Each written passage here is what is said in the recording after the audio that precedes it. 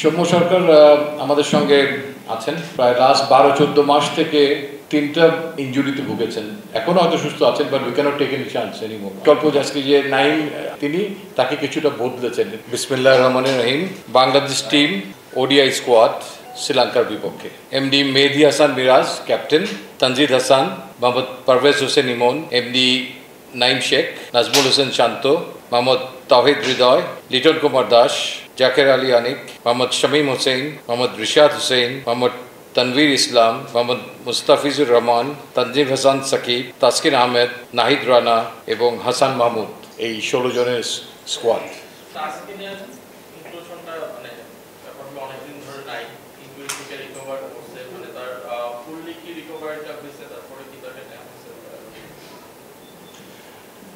দেখেন, তাকে আপনারা দেখছেন যে তিনি অনুশীলনে ফেরত এসেছেন এবং দল নির্বাচনের আগে আমরা একটা ফিডব্যাক নিয়ে থাকি ফিজিও প্লাস স্ট্রেংথ অ্যান্ড ট্রেনারের কাছ থেকে, এবং একটা লোড ম্যানেজমেন্টের একটা হিসাব আছে। সেই হিসাব করে আমরা যখন মনে করি যে কেউ খেলতে পারবে, তখন সে ব্যাপারটা নিয়ে আরও বিশদ আলোচনা হয় টিম ম্যানেজমেন্ট, ক্যাপ্টেন সবার সঙ্গে, এবং সেই আলোকে আমরা মনে করছি যে তিনি একদিনের ক্রিকেট এবং টি20 ফরম্যাট এই দুটোতেই তিনি অ্যাভেলেবেল থাকবেন। হয়তো রেস্ট্রিকশন থাকতে পারে সব ম্যাচের জন্য, হয়তো না। মানে নাহিদ রানাকে স্কোয়াডে রাখা হয়েছে, আমরা দেখতে পাচ্ছি টেস্টে টি20 সব ফরম্যাটে তাকে খেলানো হচ্ছে। মানে এটা কি মানে তার উপর বেশি ওয়ার্কলোড হয়ে যাচ্ছে কিনা? টি20 দল এখনো ঘোষণা করা হয়নি, আমরা হয়তো এর আগে দেখেছেন হয়তো তাকে। তবে আমার মনে হয় যে লোড ম্যানেজমেন্টের কথাটা সবসময় মাথায় রাখা হয়, তিনি অত্যন্ত একটু গুরুত্বপূর্ণ প্লেয়ার। তো আমরা আমাদের দলে যে 5 জন পেস বোলার রেখেছি একদিনের দলটাতে, এটা একটা অন্যতম কারণ যে মুস্তাফিজও ইনজুরি থেকে ফেরত এসছেন, তার ফ্র্যাকচার হয়েছিল, তাসকিন আহমেদ এসছেন, নাহিদ রানারও ওয়ার্কলোড ম্যানেজমেন্ট আছে। তো সেই কারণেই যাতে আমাদের কম্বিনেশনটা বেছে নিতে কোনো অসুবিধা না হয়, সেই দিকটাও নজর রাখা হয়েছে যাতে পেস বোলিং অ্যাটাকে কোনো ঘাটতি না হয়।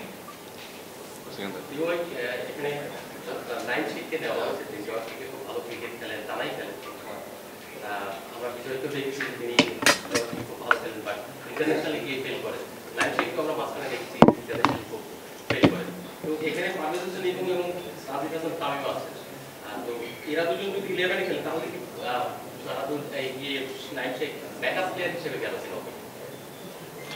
দেখেন, দল নির্বাচনের আগে আপনি কখনোই এই মুহূর্তে আমরা নির্বাচকরা একটা বেস্ট পসিবল কম্বিনেশনের কথা ভাবি, সেইটা ভাবার সময় ওপেনিং জায়গাটা সবসময় একটা স্পেশালাইজ জায়গা, যেখানে কোনো একজন ওপেনারের কোনো ঘাটতি হলে, স্পেশালি একদিনের ক্রিকেট যেখানে অ্যাগ্রেশন আছে, তখন ন্যাচারালি আমাদের আরেকজন বিকল্প ওপেনারের কথা চিন্তা করা হয়। ইউজুয়ালি মোস্ট অফ দ্য টুরেই 3টা ওপেনার সাধারণত থাকে।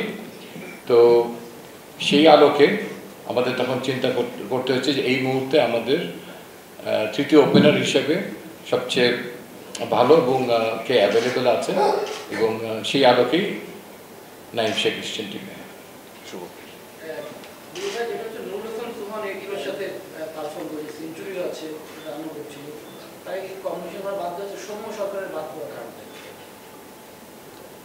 দুটো প্রশ্ন। সৌম্য সরকার আমাদের সঙ্গে আছেন 2015 সাল থেকে আছেন।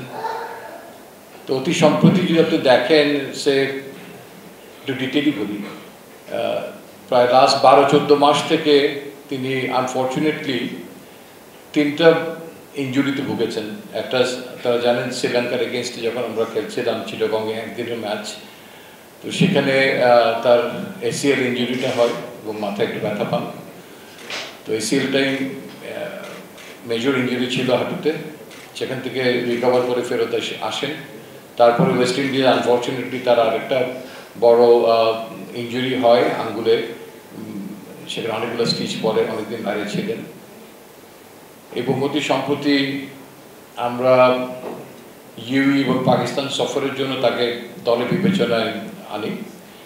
যখন এখানে বিবেচনায় আনা হয়, তখন তার ছোট্ট একটা ব্যাক স্প্যাজম ছিল, যেটা ফিজিও অ্যান্ড প্লেয়ারের আন্ডারস্ট্যান্ডিংয়ে it should have recovered within couple of days. He should have been available against UAE even. But unfortunately এই অকেশনে দেখা যায় যে পরিকল্পনা মোতাবেক ইনজুরিটা থেকে রিকভারিটা সেভাবে রেসপন্ড করেনি, বডি রেসপন্ড করেনি।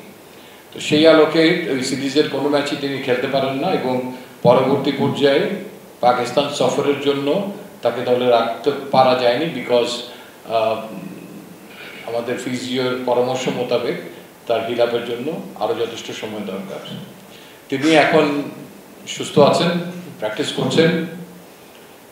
তিনি আমাদের একমাত্রই বলা যায় যে টপ 5-6-এর একজন, যিনি নাকি বলও করতে পারেন। তো আমরা চাই যে তাকে পূর্ণ সুস্থ রূপে, এখনও হয়তো সুস্থ আছেন, but we can't take any chance anymore, unfortunately. It's very important series আমাদের জন্য। And at the same time তিনি ইঞ্জুরিগুলোর কারণে হয়তো অনেকগুলো ম্যাচ খেলতে পারেননি। খেলতে পারলে সেই শ্রীলঙ্কা কিংবা ওয়েস্ট ইন্ডিজের পরে হয়তো তিনি তার পারফরমেন্স দিয়ে নিজেকে উজ্জীবিত করতে পারতেন। But by this time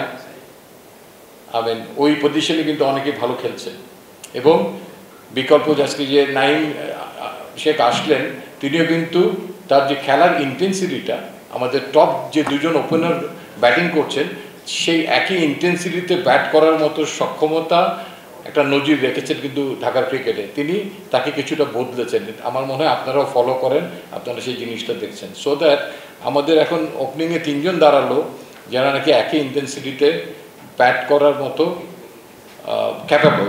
and at the same time আমরা আমাদের কাছে সৌম্য সরকার অত্যন্ত গুরুত্বপূর্ণ একজন খেলোয়াড়, বিকজ 10 বছর ইন্টারন্যাশনাল ক্রিকেট খেলার তার এক্সপিরিয়েন্স আছে। আমার বিশ্বাস যে সাম্প্রতিক ক্রিকেটের যে দাবি তার সঙ্গে তিনি খাপ খাইয়ে নিজেকে প্রস্তুত রাখবেন এবং আমরাও বড় ক্যানভাসে তাকে সার্বিক সহযোগিতা করার জন্য সব কিছু আমরা অফার করব এবং তিনি আমাদের মনে আছেন। বাট তাকে একই ইন্টেন্সিটিতে একইভাবে নিজেকে তার অভিজ্ঞতার আলোকে আরেক স্টেপ এগিয়ে নিয়ে আসতে হবে। অ্যান্ড সোহানের ব্যাপারটা তিনি আমাদের বিবেচনা আছেন, বাট একই টিমে আমরা মাল্টিপল উইকেট কিপার তো নিতে পারবো না এই পজিশনে, বিকজ লাস্ট সিরিজে লিটন দাস ছিলেন না। তারা জানেন যে ওই সময় একটু খারাপ প্যাচের মধ্যে উনি ছিলেন, একটা সময় ইজ এ বেস্ট হিলার সেই কারণে, এবং তিনি টি-20-র ক্যাপ্টেন হয়েছেন। সো দ্যাট পরবর্তী টি-20 বিশ্বকাপ পর্যন্ত তিনি দলে আছেন ধরে নেওয়া যায়। সো দ্যাট কাউকে ভালো ফর্মে পিচে অধিক সময় ব্যয় করার জন্য আমরা নির্বাচক মণ্ডলী মনে করি যে ওয়ানডে ক্রিকেট খুব আদর্শ একটা সময়। তিনি যদি সেই জায়গাটায় একটু দীর্ঘ সময় খেলতে পারেন, সেই পারফরমেন্সটা তিনি তার জন্য সুবিধা হবে ক্যারি আউট করার জন্য টি-20-তেও। সো সেই আলোকে এই মুহূর্তে আমাদের সামনে আছেন লিটন। নুরুল হাসান সোহান আমাদের মাথায় অবশ্যই আছেন, তিনি অত্যন্ত কার্যকর একজন খেলোয়াড়, স্পেশালি 6-7-এ আমার মনে হয়। তো তাকেও আমরা আগামীতে দেখতে পাবো বলে আশা করি। এবং আমাদের কোনো একটা প্লেয়ারকে দেখার জন্য এই সামনে এশিয়া কাপের আগে এই শ্রীলঙ্কা সিরিজ, দেন পাকিস্তানের সঙ্গে আমরা দেশের মাটিতে ম্যাচ খেলবো, তারপরে ভারতের সঙ্গে খেলবো। সো দ্যাট আমরা চেষ্টা করব এর মধ্যে যাকে যাকে দেখার সেই জিনিসটা দেখে নেওয়ার জন্য। And at the same time শনের ব্যাপারটা আমি একটু অ্যাড করে রাখতে চাই যে তার জন্য কিন্তু একটা অপরচুনিটি আছে, আর একটা ইন্টারন্যাশনাল ক্রিকেট না হলেও একটা বড় ইন্টারন্যাশনাল টুর্নামেন্টে তিনি খেলতে পারবেন। সো দ্যাট সাইমেন্টেনিয়াসলি আমাদের এখান থেকে যারা হয়তো এই শ্রীলঙ্কান সফরে যেতে পারছেন না, তাদের একটা বড় অংশই কিন্তু সেখানে একই মাপের না হলেও কাছাকাছি মানের একটা হোয়াইট বল ক্রিকেটের মধ্যে তারা থাকবেন, যেটা আমাদেরকে সবাইকে একটা বড় অপরচুনিটি দিচ্ছে আমাদেরকে অবজার্ভ করার জন্য, এবং যে প্লেয়ারগুলো হয়তো এই সিরিজে থাকছেন না তাদের জন্য একটা বড় অপরচুনিটির দরজা সেখানে খুলে গেছে।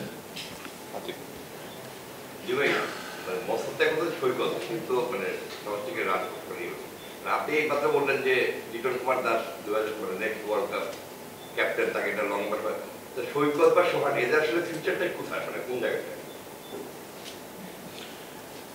আমি বলতে পারি যে সোহানের যদি ফিঙ্গার ইঞ্জুরি না হতো, আমার ধারণা যে তিনি প্রায় 1 বছর কিন্তু এই ফিঙ্গার ইঞ্জুরির কারণেই ট্রিটমেন্টের মধ্যে ছিলেন। তাহলে তিনি আরও অনেক শক্ত অবস্থানে পৌঁছে যেতে পারতেন, হয়তো আমরা ইন্টারন্যাশনাল ক্রিকেটে হয়তো তাকে দেখতে পেতাম।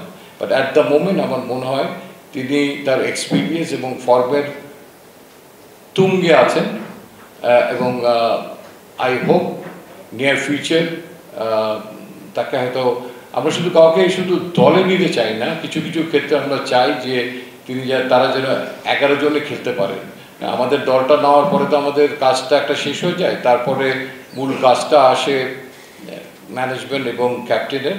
তো আমরা সেখানে আরও আমাদের আলোচনার পরিধিতে আরেকটু গভীরে নিয়ে যেতে চাই ভবিষ্যতে, যাতে আমরা এশিয়া কাপের আগে একটা মোটামুটি কাছাকাছি লক্ষ্যে পৌঁছতে পারি। তারপরে আমাদের খুব বেশি একটা ম্যাচ থাকবে না, হয়তো বিপিএল থাকবে কিংবা আমাদের এনসিএল টি20 থাকবে। তো তার আগেই মোটামুটি আমরা একটা দলটা গোছানোর জন্য আমাদের সামনে যে হোয়াইট বলের যে ক্রিকেটগুলো আছে, স্পেশালি টি20, সেগুলোতে একটু গুছিয়ে নিতে চাই। আর মোসাদ্দেকের ব্যাপারটা, তিনি আমাদের সঙ্গে আছেন। আপনি জানেন যে গত বছর আগস্টেও তিনি দলের সঙ্গে ছিলেন পাকিস্তানে, এই টিমের সঙ্গে আমরা তাকে রেখেছি।